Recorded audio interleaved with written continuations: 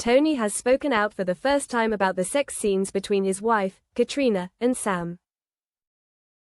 Behind the studio lights, it is a quiet afternoon in the south suburbs of Dublin. In a historic house where birdsong often echoes in the late afternoon, Tony McGill, the music producer and husband of actress Caitriona Balfe, sits in front of the fireplace, giving a rare interview to a reporter from The Telegraph. He has never spoken publicly about his wife, especially about Outlander, the series Caitriona has been associated with for more than a decade. But today, he agrees. For a simple reason, I think it's time to tell the story from the other side of the screen. The interviewer begins, cautiously, Tony, for years, fans have been curious about your feelings, about your wife doing those intense love scenes with Sam Heughan. Can you tell us the truth? Tony laughs, not a forced laugh but a gentle one, as if he had anticipated the question. Honestly, it wasn't easy at first.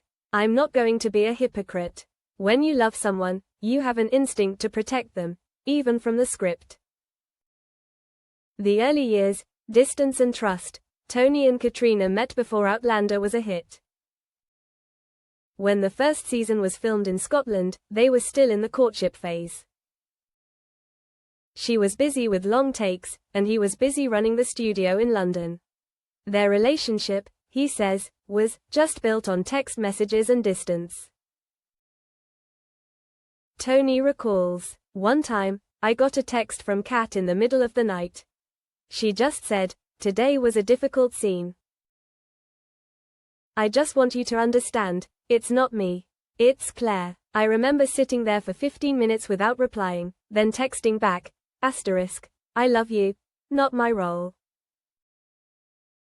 Tony learned to separate Caitriona the wife from Claire the character. Although it was still strange to see her in intimate scenes with her co-stars, he gradually realized that it was her work, her art, and her acting ability that he loved from the beginning. Meeting Sam, and the truth behind the camera. The first time Tony met Sam Heughan was at a season 3 after party. Everyone around was worried that the atmosphere would be awkward. But contrary to speculation, Tony walked up to shake Sam's hand and smiled. Thank you for protecting her on screen. Sam was a bit surprised. Later, in another interview, Sam said, Tony has a calmness that makes you feel small. He doesn't show ownership, he doesn't get jealous, but you feel clearly, shush is my family. I respect that very much. Tony recounts the conversation that night. I said to Sam, I understand your job is to make the audience believe you two are in love. But I want you to remember that off-screen, she has a place to go. And I know she always saw you as a true teammate. Sam nodded. The story had never been published, until today. The sex scenes, so real it's fake. The interviewer hesitates, then asks. The sex scenes between Caitriona and Sam are a big part of Outlander. They're praised for being real, emotional. But as a husband, do they ever bother you? Tony pauses, then says slowly, I've seen 'em all. No rewinds, no censors. I watch them because I want to understand why people are moved. And I've realized, what makes those scenes powerful is not the bodies, but the absolute trust. Between the two of them, between the director, between the audience, he continues. The funny thing is, it's those intimate scenes that have helped me understand my wife better. I see her as courageous, committed, and absolutely honest in her performance. The interviewer is silent. These are words that need no defense, because they come from someone who has learned to stand by art, not in front of it.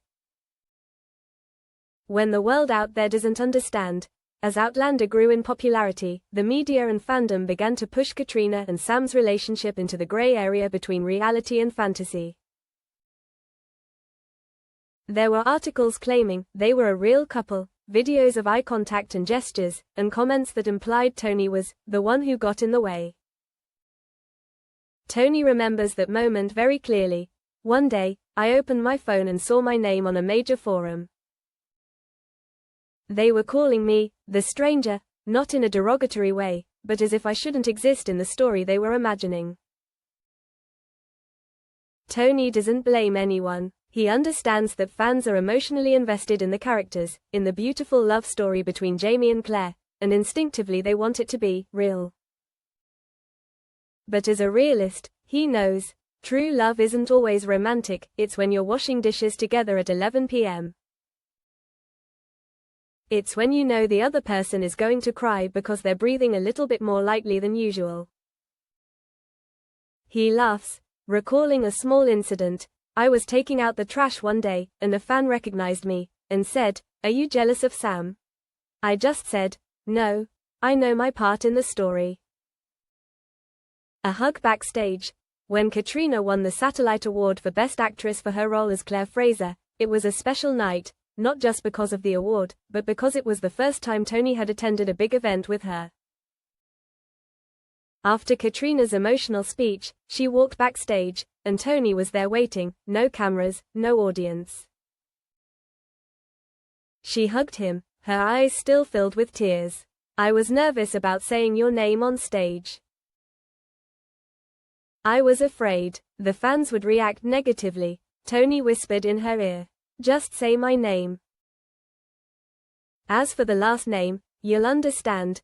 Caitriona later recalled, "That was the moment I understood why I fell in love with this man.